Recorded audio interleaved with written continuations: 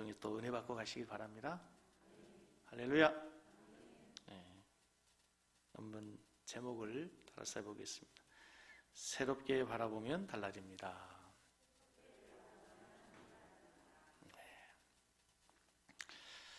네. 고대 중국 춘추 전국 시대에 백아라고 하는 검은고를 연주하는 연주자가 있었습니다. 천하 제일의 연주자로 소문이 났는데, 이 백아가 연주를 하면 밭갈던 농부도 쟁기질을 멈추고 빨래하는 아낙네를 또 손을 놓고 모두들 이 백아의 연주에 귀를 기울였답니다. 근데 백아의 친구 가운데 종작이라고 하는 친구가 있었는데, 많은 사람들이 이 백아의 연주를 좋아하지만 이 종작이라고 하는 친구만큼 이 백아의 연주를 이해하고 또 그 백아의 연주를 잘 평가해 주는 사람이 없었습니다. 하루는 백아가 높은 산을 생각하면서 이제 검은고를 연주했어요. 어떤 설명도 하지 않았는데 연주가 끝나자마자 이 종작이가 하는 얘기가, 와, 멋지다. 하늘 높이 솟은 그 느낌은 마치 태산과 같구나. 백아가 이제 큰 강을 생각하면서 연주를 하면 역시 종작이가 또 이렇게 얘기하는 겁니다. 아주 훌륭해. 넘칠 듯이 흘러가는 그 느낌이 마치 황하강 같구만. 자기가 무엇을 연주한다고 설명하지 않았음에도 이 종작이는 백아가 연주하는 그 연주가 무엇인지를 이해하고 그만큼 백아의 마음을 알아차리고 깊이를 평가해 주었다는 거죠. 누구보다도 자기의 연주를 이해해 주는 친구 청작이가 백아에게는 좋았고, 세상에 그 누구보다도 연주를 잘해주는 친구 백아가 종작이에게는 좋은 천하에 둘도 없는 벗이 되었습니다. 그런데 어느 날 이 종작이가 병이 걸려 앓아눕더니 끝내 일어나지 못하고 세상을 떠나게 됩니다. 그러자 종작이의 죽음의 소식을 듣는 이 백아가 검은고 줄을 끊어버립니다. 그리고 더 이상 검은고 연주를 하지 않았답니다. 이유를 물었습니다. 아니, 그 탁월한 재주를 왜 사용하지 않고 왜 연주하지 않는 것입니까? 이제 더 이상 나의 연주를 이해해 주고 평가해 줄 수 있는 진정한 사람이 없는데 내가 이것을 연주한다면 무슨 의미가 있겠는가? 아무리 최고의 연주자를 할지라도 들어줄 사람이 없다면 무슨 소용이 있겠습니까? 진실로 자기의 음악을 이해해 줄 수 있는 사람이 없는데 무슨 의욕이 생기겠습니까? 그런 의미에서 오늘도 참 부족한 종의 설교를 들어주고 함께 예배하기 위해서 이곳에 모인 우리 성도님들이 너무 고맙고 귀하다는 생각이 들었습니다. 제가 백아의 검은고 연구처럼 최고의 설교가도 아닌데도 불구하고 저의 설교를 듣기 위해서 원근 각처에서, 안산에서, 화성에서, 파주에서, 또 저기 충청도 세종에서까지 이곳에 와서 함께 예배하고 있는 성도를 생각할 때 너무나 감사하고 행복한 설교자는 생각이 있어요. 여러분, 성도 없는 목사 무슨 소용이 있겠습니까? 아무리 설교를 열심히 준비하고 아무리 설교를 잘하고 아무리 은혜로운 설교를 한다 할 때 들어줄 성도가 없다면 무슨 소용이 있겠습니까? 오늘도 여러분 부족한 종의 입술을 통해서 여러분들에게 하나님의 음성이 들려지고 말씀의 은혜가 넘치는 시간이 되기를 원합니다. 데살로니가 교회의 이야기를 살피는 중에 데살로니가 교회는 참 좋은 교회였어요. 짧은 시간에 세워진 교회임에도 불구하고 지역 많은 사람들에게 인정받고 칭찬듣고 지역교회의 본이 되는 교회, 지역사회에 영향을 미치는 교회가 되었습니다. 이유가 뭔가 하면 지난주에 말씀을 살핀 말씀의 2장 13절에 이런 말씀이 비결입니다. 13절에 있겠습니다. 이러므로 우리가 하나님께 끊임없이 감사함은 너희가 우리에게 들은 바 하나님의 말씀을 받을 때에 사람의 말로 받지 아니하고 하나님의 말씀으로 받음이니 진실로 그러하도다. 이 말씀이 또한 너희 믿는 자 가운데서 역사하느니라. 사도 바울은 최선을 다해서 하나님의 복음의 말씀을 전했습니다. 그리고 그 말씀을 듣는 성도들은 바울의 설교를 사람의 말로 듣지 않고 뭘로 들었어요? 하나님의 말씀으로 들었어요. 여러분, 여기에 위대한 신앙으로 나아가는 비결이 있습니다. 위대한 교회로 나아가는 비결이 여기에 있어요. 하나님의 말씀에 대한 태도입니다. 하나님의 말씀에 대한 반응입니다. 그래서 여러분, 우리가 신앙생활할 때 아주 중요한 게 하나님의 말씀을 어떤 태도로 듣느냐, 굉장히 중요합니다. 사랑하는 성도 여러분, 여러분이 늘 하나님 말씀에 가난한 심령으로 말씀을 듣기를 축복합니다. 겸손한 마음으로 말씀을 받을 수 있기를 축복합니다. 그 말씀이 여러분 안에 들어가면, 여러분의 심령에 심겨지면 그 말씀이 역사해서 여러분을 이끌어가는 거예요. 여러분을 변화시키는 거예요. 그래서 우리 기독교를 말씀의 종교라고 해요. 보이지 않는 하나님을 어떻게 믿어요? 하나님의 말씀을 믿는 거예요. 그래서 하나님의 말씀을 잘 들어야 돼요. 바르게 반응해야 된다. 그런데 이 하나님의 말씀에는 두 가지의 종류 기능이 있어요. 첫째는 이 말씀으로 세상을 보는 창이에요. 이 말씀이 세상을 보는 창이에요. 유리로 만들어진 제품 가운데 창문이 있고 거울이 있습니다. 재질은 같아요. 똑같은 유리입니다. 근데 창문과 거울은 무슨 차이입니까? 보는 대상이 다릅니다. 창문으로는 다른 사람을 봅니다. 창문 밖에 있는 사람을 봅니다. 창문 밖에 있는 세상을 봅니다. 눈이 오고 비가 오고 꽃이 피는 계절을 보고 자연을 보는 거예요. 창문을 통해 세상을 보는 거죠. 창문이 없으면 세상을 볼 수가 없잖아요. 그리스도인들은 성경을 통해서 세상을 보아야 됩니다. 성경을 통해 사람을, 인간을 보는 거예요. 성경적 인간관. 물질을 보는 거예요. 성경적 물질관. 성경을 통해서 역사를 이해하는 거예요. 사회를 이해하는 거예요. 이걸 기독교적 세계관이라고 해요. 신학교에 가서 가장 중요하게 먼저 배우는 학문이 바로 기독교적 세계관이에요. 이게 되지 않으면 목사가 세상을 어떻게 보아야 될지, 어떤 시각으로 봐야 될지, 이게 되지 않으면 큰 문제가 생기죠. 그래서 여러분, 우리 그리스도인들이, 여러분들이 바른 성경적 세계관을 가지고 여러분의 삶의 현장으로 나아가서 직장 생활하고 사회 생활을 할 때 그 사회, 그 공동체가 하나님의 공의가, 하나님의 정의가 실현되는 기독교적 세계관을 가진 사람에 의해서 하나님의 나라가 세워지게 되는 거예요. 두 번째, 이 성경의 기능은 내 자신을 비추는 거울입니다. 유리 뒤에 은칠을 하면 유리가 거울이 됩니다. 밖을 보던 그 유리가 이제 밖이 보이지 않고 서 있는 내가 보이는 거죠. 세상을 보고 창밖을 보던 유리가 이제는 거울이 되어 그 거울 앞에 서 있는 내가 보는 거예요. 내 얼굴이 보이는 거예요. 다른 사람이 아니라 내 얼굴 있는 그대로를 보여주는 거울이 되는 거예요.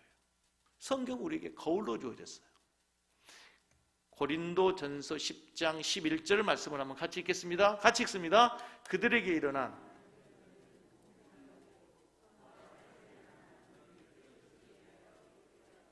여기서 그들에게 일어난 일이란 유대인들 구약시대에 일어난 일들, 이러한 일들은 우리에게 뭐가 되고 본보기가 되고 또한 말세를 만난 우리를 뭐하기 위해서? 우리를 깨우치기 위해서 주어졌어요. 그런데 옛날 개역 성경에는, 지금 성경 말고 옛날 성경에는 저희에게 당한 일이 거울이 되고 이렇게 됐어요. 저희에게 당한 이런 일이 거울이 되고 또한 말세를 만난 우리의 경기로 기록됐다. 그러니까 본보기가 아니고 우리에게 뭐로 주어졌다는 거예요? 거울. 본보기도 되지만 거울로 우리에게 주어진 거예요. 그 사건을 통해서 그 인물을 통해서 누구를 보라는 거예요? 거울을 통해 나를 보는 거예요. 성경은 거울이 되어서 우리를 깨우치기 위해서 우리에게 하나님 말씀이 주어졌다는 거예요. 성경을 거울로 보라는 거예요. 성경에 나와 있는 모든 인물과 사건들이 나와 상관없는 것이 아니라 이제 나와 상관이 있는 그 사건을 통해서 그 사람을 통해서 나를 비춰보고 내 모습을 보고 경계를 받으라는 거예요.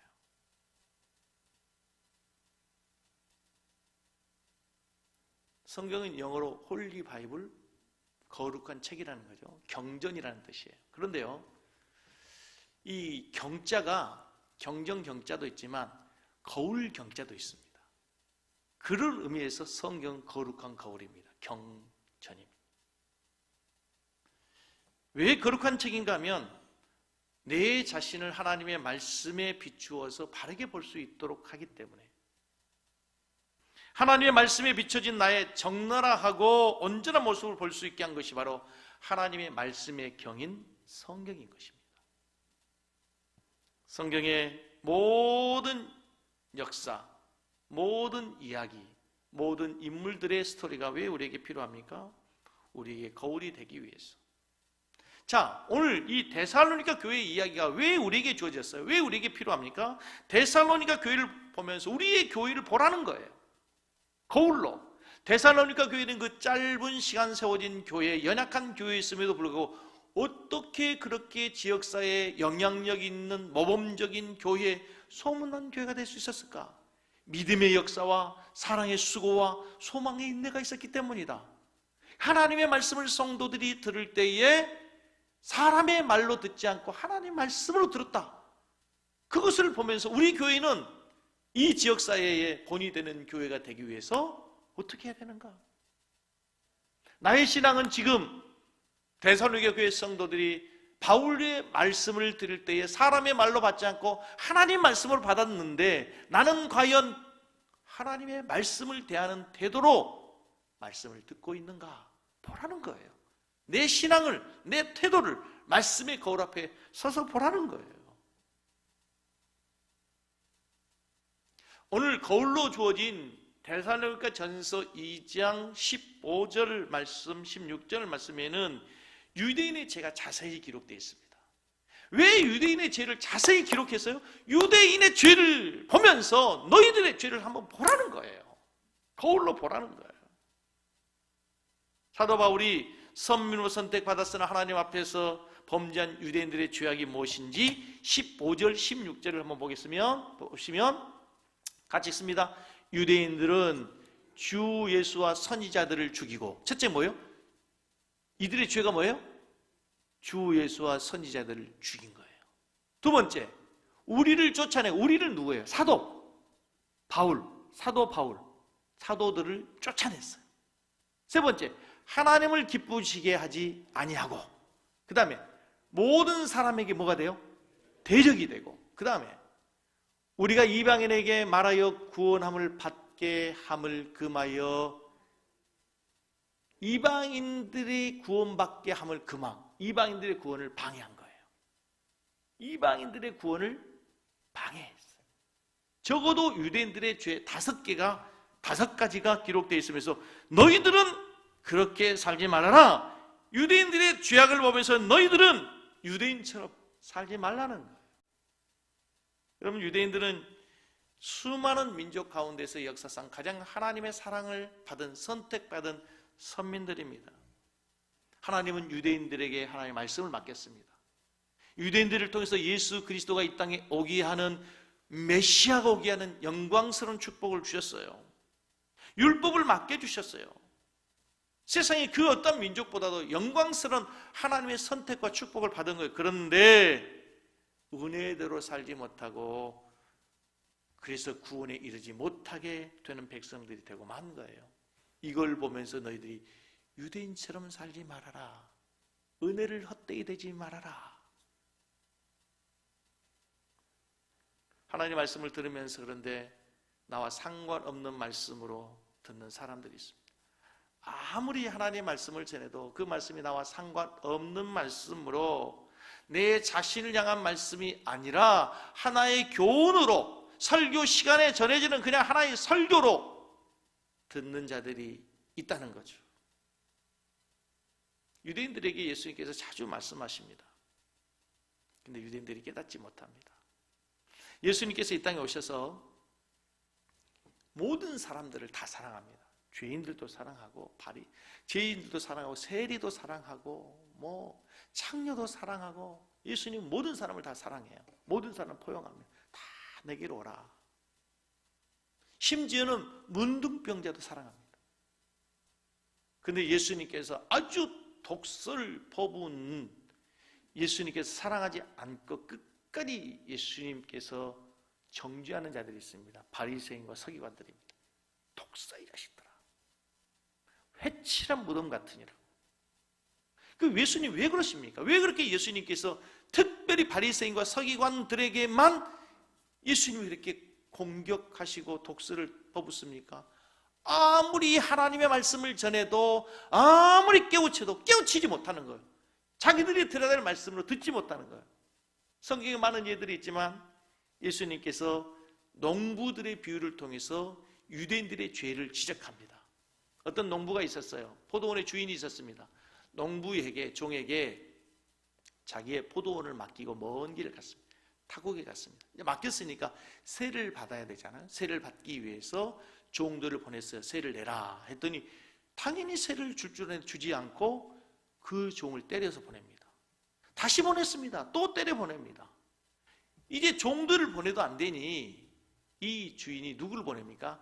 아들을 보내면, 상속자인 아들을 보내면 그래요. 주인의 아들이니까 이들이 대우하고 세금을 주겠지 했는데 어떻게 해요? 오히려 아들을 죽여버린다는 거예요. 아들을 죽인다는 겁니다.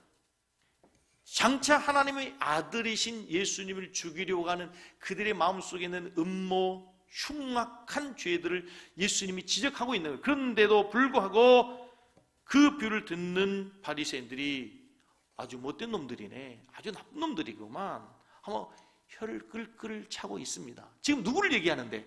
자기들을 얘기하는데 자기들에게 주어진 말씀으로 듣지 못하고 다른 사람의 말씀으로, 다른 사람을 향한 비유로만 듣고 끝난다는 거예요. 우리가 성경을 읽을 때, 하나님 말씀을 들을 때 그럴 수 있다는 겁니다. 하나님 말씀이 나에게 하나님 말씀으로 들리지 않으면 다 남의 이야기고 나와 상관없는 이야기, 그렇게 읽으니 감동도 없고 찔림도 없고 변화도 없고 무덤덤한 거예요. 나와 상관없는 말씀으로, 과거의 이야기로, 소설처럼, 이야기처럼, 교훈처럼, 동화처럼 그렇게 들려지는 거예요.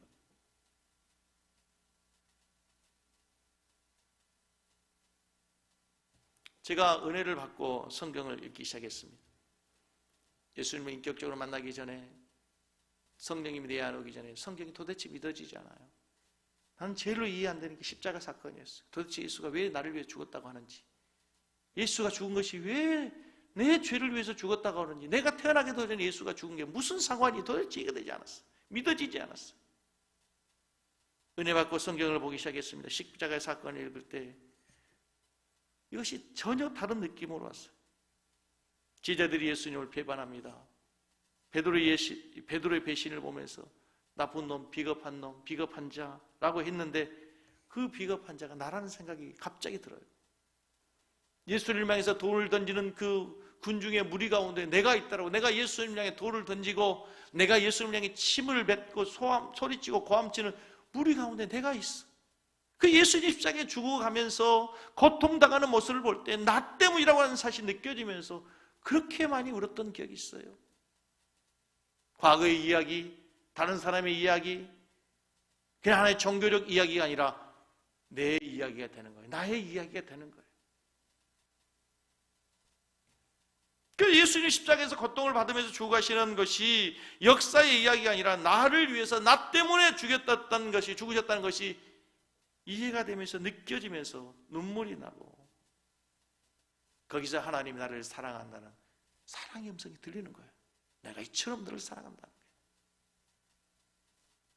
내가 애통하고 죄송하고 전부 다 내 얘기로 들리고 그래야 은혜가 되고 감동이 되고 변화가 되는 줄로 믿습니다. 여러분, 설교도 거울로 들으셔야 됩니다. 이 시간도 여러분이 하나님의 말씀의 거울 앞에 서서 설교를 듣는 거예요. 이 설교 말씀 앞에 여러분이 서서 여러분을 점검하는 거예요. 나는 과연 하나님의 말씀을 대하는 태도가 무엇인가? 나는 과연 하나님의 말씀 앞에 바르게 반응하고 하나님의 말씀을 들을 준비가 되어 있는가? 거울로 보는 거예요. 어떤 분들은 그런 얘기를 해요. 목사님, 저거 나 들으라고 하는 얘기인데. 맞아요. 여러분 들으라고 하는 얘기지 누구에게 하는 얘기입니까? 천사에게 하는 얘기입니까? 길 가는 사람에게 하는 얘기예요? 다른 교회 성도에게 하는 게 아니에요. 여러분에게 하는 거예요.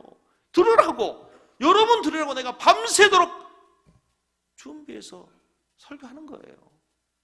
근데 사실은 설교를 준비할 때, 설교할 때 가장 먼저 제가 하는 설교의 대상은 제 자신입니다.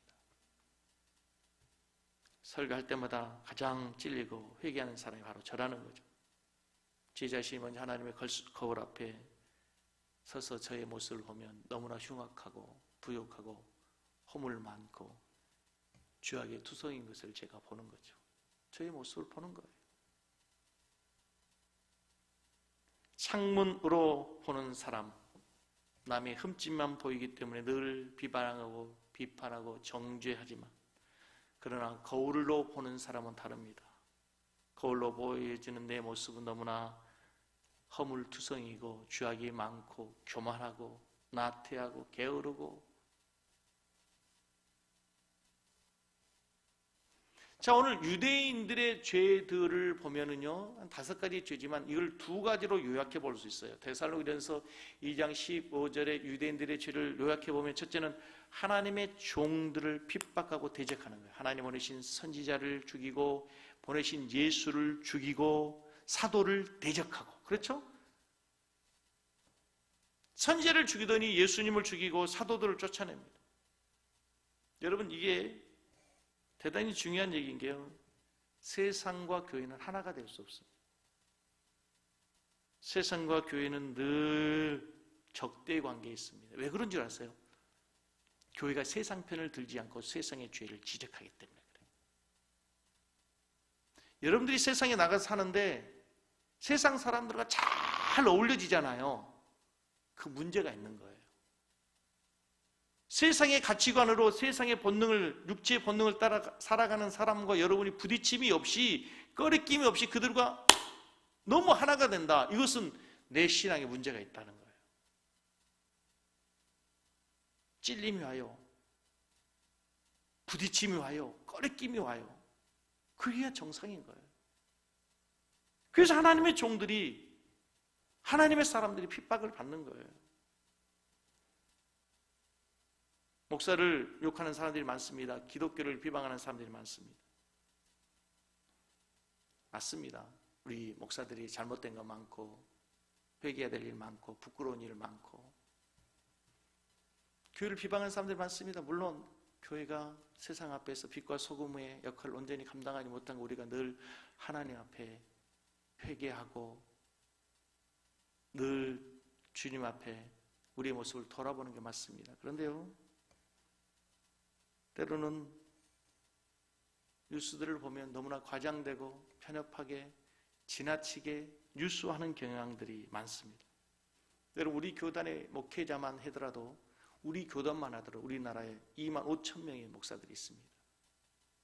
그 목사들 가운데 엉터리보다는요, 훨씬 더 신실하게 충성스럽게 사명 감당하기 위해서 눈물 뿌리면서 자기의 모든 것을 희생하면서 저기 산골에서, 농촌에서, 산간 벽지에서 사명 붙들면서 하나님 말씀 바르게 전해보자고 일생을 헌신하는 좋은 선한 목회자들 많습니다.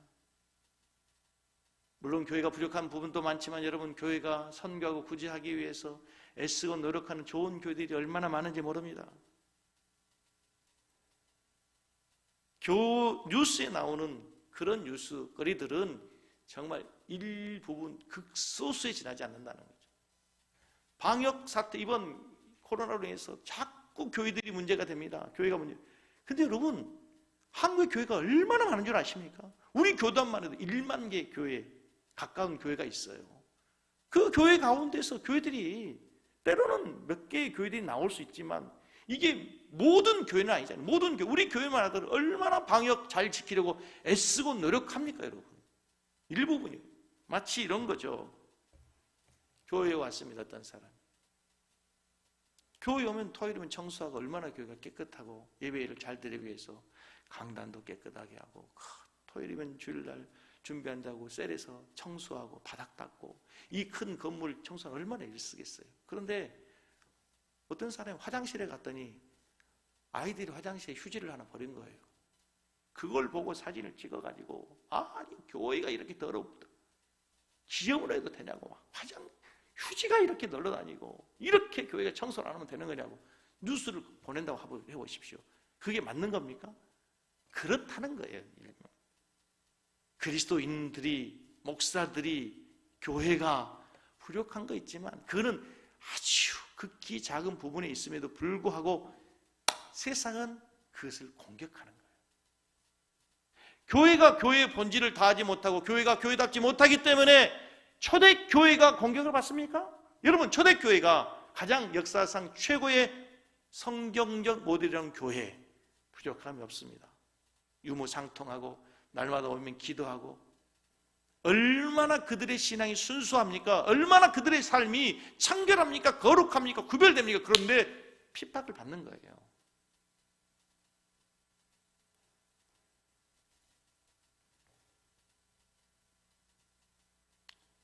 두 번째, 유대인들의 죄가 뭐냐?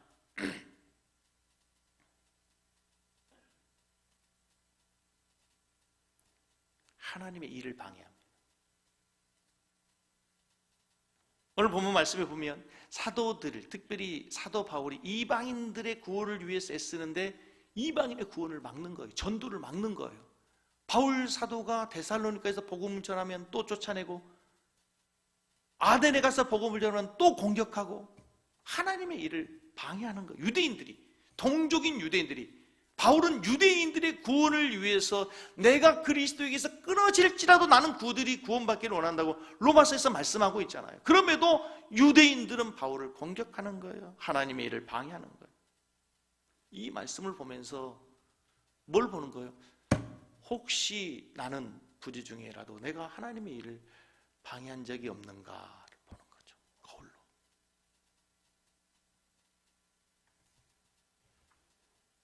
혹시 내가 유대인들처럼 하나님의 일을 방해한 적이 없는가?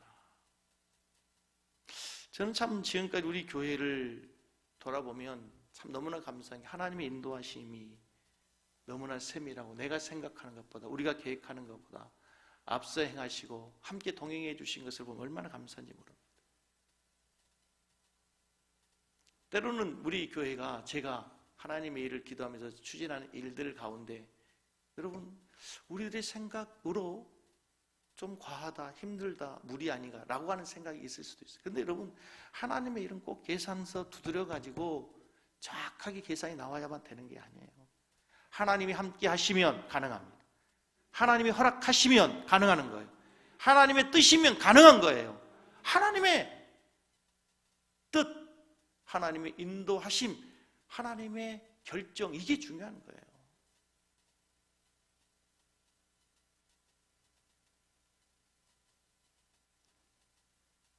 어제 연말 예결산위원회를 했어요. 우리 청년들, 재정부 의원들 모여가지고. 얼마나 감사한지. 얼마나 어려운 시기입니까? 여러분, 이 코로나로 인해서 한국 교회가 소상공인들도 피해를 많이 받았지만 가장 피해를 본 게 교회입니다, 여러분. 소상공인들 지원해주고 교회는 왜 지원 안 해줍니까? 교회도 예배 인원 10분의 1밖에 하지 못하고 그러죠. 지원해달라는 얘기가 아니고. 그런데 여러분, 우리나라의 제일 큰 교회가 여러분 예산이 부족하고 재정이 안 돌아가니까, 헌금이 너무 줄으니까, 모이지 않으니까 여의도에 있는 알짜배기, 금싸라기 땅을 팔아야 될 만큼 교회가 어려워졌어요. 친구 목사님들 통화하다 보면요, 재정이 30% 주는데 40% 주는 데도 있어요. 근데 어제 저희 교회 이제 예결선위원회 저도 사실 우리 교회가 어느 정도 어떻게 되는지 참 궁금하고 염려되기도 기도 제목이기도 했어요. 그런데 놀라운 사실은요, 하나님이 어떻게 그렇게 우리 필요만큼을 채워주신지 아멘을 하나도 안 하시네요. 얼마나 놀라운지 몰라요. 이 어려운 때에 하나님께서 필요한 것을 정말 우리를 사랑하신다. 우리 계산서로 될 수 없는 일들이 일어나게 돼요. 여러분, 하나님의 일에 내 생각이 꼭 동의 되고 내 생각이 꼭 이해되어야 하는 게 아니에요. 여러분, 사람의 생각이 얼마나 다릅니까? 나는 남북통일 참 어렵다고 생각합니다. 통일을 위해 기도하지만 무슨 얘기냐면, 우리가 어디 식사 한번 하러 갑시다. 생각이 다 다릅니다. 누구는 중국집 가자, 누구는 한식이다, 누구는 따끈한 국물이 있는 거다, 나는 고기가 좋다. 여러분, 음식 메뉴 하나 정하는 것도 얼마나 다릅니까? 이 민족이 통일된 게 얼마나 어렵겠어요. 민족 통일을 얘기하는 게 교회가 하나 되는 게 참 어렵다는 얘기예요. 그때 내 생각을 주장하고 내 뜻을 관철시키고 꼭 내 생각에 맞아야만 동의한다면 교회가 어떻게 될 수 있겠어요? 그렇게 되는 게 아니에요. 교회는. 유대인들이 가장 큰 실수가 뭔지 아세요? 자기들이 생각한 메시아가 아닌 거야. 하나님이 메시아를 보냈는데, 하나님이 사도들을 보냈는데 자기의 뜻과 다른 거예요. 그러니까 죽여버리는 거예요. 십자가에 못 박아버리는 거예요. 지금 사도들이 하나님의 말씀을 가지고 갔어요. 바울 사도가 하나님의 말씀을 전해요. 그런데 자기들의 생각과 다르니까 쫓아내는 거예요. 공격하는 거예요. 감옥에 가두는 거예요. 그 모습을 보면서 내가 혹시 내 고집으로, 내 아집으로, 내 고정관념으로 내가 하나님의 일을 방해하지 않는가 거울로 보는 거예요. 보는 거예요. 이게 교회에서뿐만 아니에요. 가정에서도 혹시 내 주장이, 내 생각이 방해하지 않는가 보는 거예요. 사랑하는 성도 여러분, 주님의 관점으로, 주님의 눈으로 세상을 보시기 바랍니다. 그리고 성경에 비춰진 여러분의 모습을, 거울에 비춰진 여러분의 모습을 바르게 보시고 바르게 판단하시고 그래서 변화된 성도들 되기를 주의 이름으로 축복합니다. 왜 거울을 봅니까? 고치기 위해서입니다. 고친단 말이 무슨 말입니까? 회개하기 위해서. 왜 말씀을 듣습니까? 왜 말씀 앞에 서는 겁니까? 고치기 위해서, 변화되기 위해서, 회개하기 위해서. 하나님의 말씀 속에 하나님이 보여지면 내가 보여지고 내 죄가 보여지는 거예요. 하나님 앞에 서면 내 죄가 보이죠. 사람 앞에 서면 너나 나나 똑같지만 하나님 앞에 서면 내 죄가 보여요. 그게 이사야서 6장 5절이에요. 이사야가 하나님 앞에 섰습니다. 하나님을 보았습니다. 그때 내가 말하되 화로다 나 야망하게 되었도다. 나는 입술이 부정한 사람이요 나는 입술이 부정한 백성 중에 거주하면서 만군의 여호와이신 왕을 배웠으므로 하더라. 이사야가 갑자기 자기 죄가 보이는 거예요. 자기 입술의 부정함이 보이는 거예요. 그 옛날 자기가 행했던 말에 실수와 허물, 죄들이 갑자기 보여지는 거예요. 누가 앞에 섰을 때? 누가 앞에 섰을 때? 하나님 말씀 앞에, 하나님 앞에 섰을 때 죄가 보여지는 거예요. 마태복음 7장 3절을 한번 잘 보십시다. 다시 한번 읽겠습니다. 마태복음 7장 3절 어찌하여 형제의 눈 속에 있는 티는 보고 내 눈 속에 있는 들보는 깨닫지 못하느냐. 말씀의 거울 앞에 서면 내 눈에 들보가 보여요. 거울 앞에 서지 않으면 다른 사람의 눈에 있는 티가 보여요. 그래서 여러분이 하나님의 말씀의 거울 앞에 보면 내가 이렇게 살아서는 안 되지. 나의 죄가 보이고 나의 허물이 보여진단 말입니다. 며칠 전 전두환 씨가 세상을 떠났습니다. 온 국민이 왜 이렇게 분노합니까? 끝까지 자기의 죄를 인정하지 않고 자기의 모습을 보지 못한 거예요. 만약 그가 하나님 앞에 섰다면, 하나님의 말씀의 거울 앞에 섰다면 자기가 온 국민에게 자기의 죄를 사죄하고 자기가 얼마나 커다란 죄를 지었는지 국민 앞에 사죄했을 텐데 끝까지 자기 모습을 보지 못한 거죠. 그래서 국민이 죽음 앞에서까지 그를 용서하지 못하는 거예요. 아마 역사상 한 사람의 죽음 앞에 그렇게 온 국민이 분노하고 마지막까지 모든 국민들이 용서하지 못하는 사람은 역사상, 우리나라 역사상 아마 그 사람이 최고일 것 같아요. 사랑하는 성도 여러분, 하나님의 말씀을 정리하겠습니다. 교만은 자신을 보지 못합니다. 하나님의 말씀이 들리지 않습니다. 그래서 자기의 죄가 무엇인지 모릅니다. 교만은 하나님도 나 자신도 만나지 못합니다. 그래서 망하는 것입니다. 사랑하는 성도 여러분, 다시 말씀으로 세상을 보십시오. 그리고 다시 말씀의 거울 앞에서 여러분의 모습을 볼 수 있기를 바랍니다. 잘못된 것이 있으면 바르게 단정하게 바로 고치십시오. 그리고 주님을 닮아가는 인생으로 변화되고, 그래서 사람과 하나님께 존경받는 명품 인생 될 수 있기를 주님의 이름으로 간절히 축복합니다. 할렐루야.